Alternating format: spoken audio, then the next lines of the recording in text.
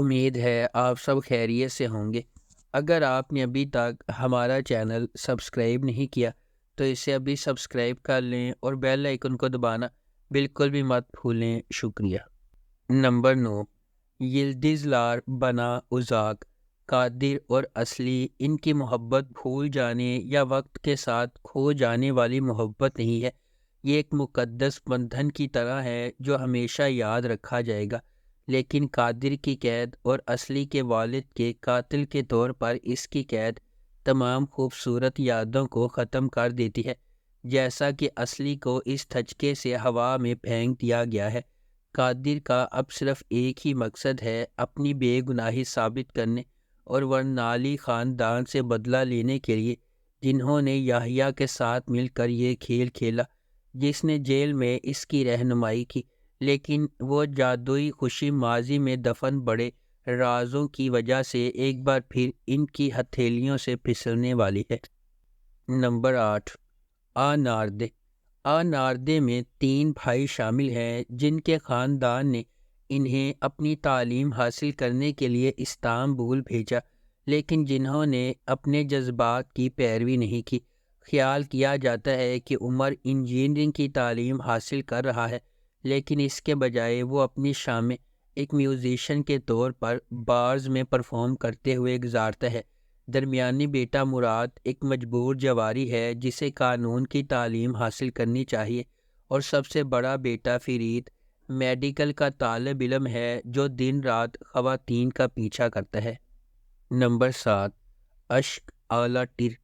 ادا اپنی چھوٹی بچی تھی جب اس کی ماں کا انتقال ہو گیا اور اس کا مطلبی چچا اسے لے جانے پر راضی ہو گیا۔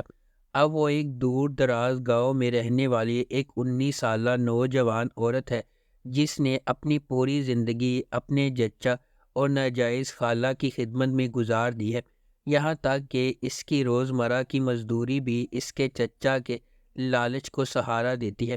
بس جب آپ سوچتے ہیں کہ چیزیں مزید خراب نہیں ہو سکتی، وہ کرتے ہیں۔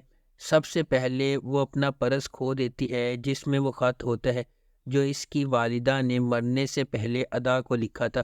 پھر اس کے چچا اسے ایک چھوٹے گینگسٹر کو بیچ دیتے ہیں جو ادا کو اپنی بیوی بنانا چاہتا ہے۔ استنبول واپس جاتے ہوئے ایک ہچکچر ادا کا پرس برآمد کر رہا ہے۔ یہ سفر کرنے والے کا دوست یوسف ہے جو خط کو دریافت کرتا ہے اور اس کی اہمیت کو سمجھتا ہے۔ خود یتیم ہونے کے ناطے وہ ادا کو خط واپس کرنے کا فیصلہ کرتا ہے، اس کمپنی سے ایک ٹرک ادھار لے کر جہاں وہ بطور موور کام کرتا ہے۔ نوجوان راتوں رات ادا کے گاؤں چلا جاتا ہے جہاں وہ اسے مقامی بازار میں کام کرتا ہوا پاتا ہے۔ نمبر 6، سینی چوک بیکلدم۔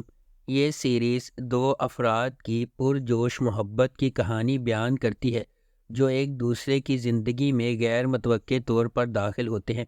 قادر ایک تاجر جس نے اپنے خاندان سے دور اپنے لیے زندگی بنائی ہے۔ ایلس ایک فوٹوگرافر جو باپ کے غیر پلی بڑی اور اپنے پاؤں پر کھڑا ہونا سیکھ رہی ہے۔ نمبر 5، ادا مثالی۔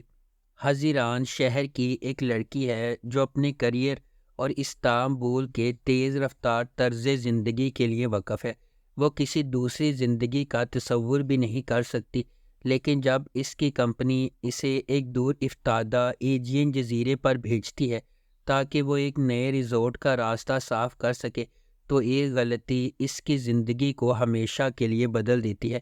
پوئراس ایک سادہ آدمی ہے جو لوگوں سے زیادہ فطرت کی طرف راغب ہے، ایتھلیٹک، وسائل سے مالا مال لیکن سماجی طور پر عجیب۔ پوئراس اپنی چھوٹی سے زیتون کے تیل کے کارخانے کے سکون اور اطمینان سے لطف اندوز ہوتا ہے جو زمین کے ایک خوبصورت حصے پر واقع ہے۔ بدقسمتی سے بالکل وہی جگہ ہے جہاں حزیران کی کمپنی اپنا ریزورٹ بنانا چاہتی ہے۔ جب حزیران اور پوئراس ملتے ہیں تو چنگاریاں اٹھتی ہیں اور دونوں مخالف محبت میں پڑ جاتے ہیں، اس سے پہلے کہ حزیران کو یہ معلوم ہو کہ یہ پوئراس کی زمین ہے جہاں اس کے مالکان نے حاصل کرنے کے لیے اسے بھیجا ہے۔ نمبر 4، سون۔ ایک عورت کی خوشگوار زندگی ایک دن اس وقت بکھر جاتی ہے جب اس کا شوہر ایک کانفرنس کے لیے روانہ ہوتا ہے اور جس طیارے میں وہ سفر کر رہی تھی وہ گر کر تباہ ہو جاتا ہے، جس میں سوار تمام افراد ہلاک ہو جاتے ہیں۔ ڈراؤنا خواب ایک عجیب موڑ لیتا ہے جب ایئر لائن کا دعویٰ ہے کہ وہ کبھی جہاز میں سوار نہیں ہوا۔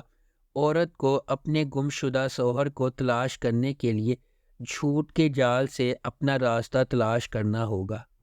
نمبر 3، چوچک 4 مختلف خواتین کی کہانیوں کی پیروی کرتا ہے جب وہ زچگی کے ذریعے تشریف لے جاتی ہیں، اس امید کے ساتھ کہ اس کے بیٹے کا مستقبل اس سے بہتر ہوگا۔ آقا نے اپنے بیٹے کو ایک امیر گھرانے کی دلہن شولے کے حوالے کر دیا۔ برسوں بعد شیول کا اپنا ایک بایولوجیکل بچہ ہے اور وہ اپنے دوسرے بیٹے کے ساتھ بھیانک سلوک کرنا شروع کر دیتی ہے۔ آقا یہ جاننے کے بعد واپس آتی ہے کہ اس کے بیٹے کے ساتھ اس دلہن کے ساتھ بدسلوکی کی جا رہی ہے جس نے اسے گود لیا تھا اور اس کہانی کو بہت سے غیر متوقع طریقوں سے کھولا تھا۔ نمبر 2، سلا سلا ایک نوجوان لڑکی ہے جو پیدا ہونے کے فوراً بعد اس کے خاندان اور اس کی جڑوں سے چھین لی جاتی ہے۔ اسے استنبول لے جایا گیا جہاں اسے ایک امیر خاندان نے گود لیا جو اسے بتاتا ہے کہ اس کا ایک سارا خاندان مر گیا ہے، اگرچہ ایک مشرقی اصل سے ہے۔ سلا ایک جدید مغربی انداز میں پرورش پاتی ہے۔ ایک دن جب وہ اپنے نام نہاد مردہ خاندان اور ان کی پسماندہ روایات سے ملتی ہے تو اس کی کامل زندگی تباہ ہو جاتی ہے۔ اس کا حقیقی باپ اچانک نمودار ہوتا ہے اور جھوٹ بولتا ہے کہ اس کی ماں مر رہی ہے اور وہ اسے دیکھنے کے لیے مار دین جاتے ہیں۔ اس کی زندگی جلد ہی بدل جاتی ہے جب اسے اپنے بڑے بھائی کی جان بچانے کے لیے بوران آغا سے شادی کرنے پر مجبور کیا جاتا ہے جو کہ ایک مکمل اجنبی ہے۔ نمبر 1، کان چیچی کلیری کان چیچی کلیری دیلان اور باران کی چلتی پھرتی کہانی اور شادی کے بارے میں بتاتا ہے جس پر وہ اپنے ارد گرد کے لوگوں کی دشمنی کے باوجود خونی جھگڑے کو ختم کرنے پر مجبور ہوتے ہیں، ایک ایسے جذبے کو بھڑکاتے ہیں جو یا تو محبت میں پھوٹ پڑے گا یا تباہی لائے گا۔ باران کو اپنے بھائی کو بچانے کے لیے اپنے دشمنوں سے نفرت کو ایک طرف رکھنا چاہیے اور اس جرم پر قابو پانا چاہیے جس میں اس کی ماں کو ہلاک کر دیا گیا تھا، کیونکہ وہ بدلہ لینے کے لیے ایک خاندان میں امن قائم کرنا چاہتا تھا۔ تقدیر اس وقت کال کرتی ہے جب باران کے چچا نے انکشاف کیا کہ اس نے اس کے والدین پر حملہ کرنے والوں کا سراغ لگا لیا ہے، لیکن اس کے چچا ایک خوفناک راز چھپاتے ہیں۔ وہ ایک جال بچھا رہا ہے اور در حقیقت اس حملے کے پیچھے وہ شخص ہے، اس امید میں کہ اگر باران بدلہ لے اور جیل چلا جائے تو وہ خاندان کی قسمت پر ہاتھ ڈال سکتا ہے۔ جب باران اپنے آپ کو قتل کرنے کے قابل نہیں پاتا ہے اور اس کا بھائی اس کام کے لیے رضاکارانہ طور پر کام کرتا ہے تو اسے معلوم ہوتا ہے کہ اس جھگڑے کو ختم کرنے کا واحد طریقہ اس کی عصبیت کی بیٹی سے شادی کرنا ہے۔ جب اسے پتہ چلتا ہے کہ یہ دیلان ہے، وہ ایک عورت ہے جس سے وہ ایک بار ملا تھا اور اس کی طرف متوجہ ہوا تھا، وہ اس کے لیے اپنی محبت اور اس کے خاندان سے نفرت کے درمیان پھنس گیا ہے۔ اگر آپ کو ہماری یہ ویڈیو پسند آئی ہے تو اسے لائک کریں، شیئر کریں اور ہمارے چینل کو سبسکرائب کرنا بالکل بھی مت بھولیں۔ آپ کا بہت شکریہ۔